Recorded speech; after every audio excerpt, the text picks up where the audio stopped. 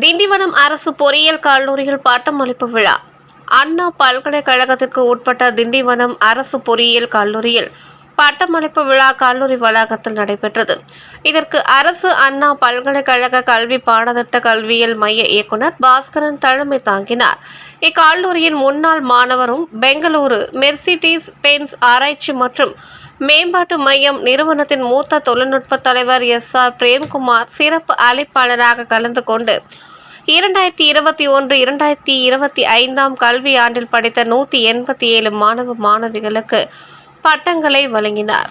அப்போது சிவில் பொறியியல் தமிழ் வழி மாணவி சரஸ்வதி பல்கலைக்கழகத்தின் தங்க பதக்கம் பெற்றிருந்தார். அதனுடன் அவருக்கு சான்றிதழும் வழங்கப்பட்டது. இந்நிகழ்ச்சியில் கல்லூரி முதல்வர் அருளரசன் மற்றும் துறை தலைவர்கள், பேராசிரியர்கள், மாணவ மாணவிகளின் பெற்றோர்கள், உறவினர்கள், நண்பர்கள் மற்றும் அனைத்து பணியாளர்கள் உள்பட பலர் கலந்து கொண்டனர்.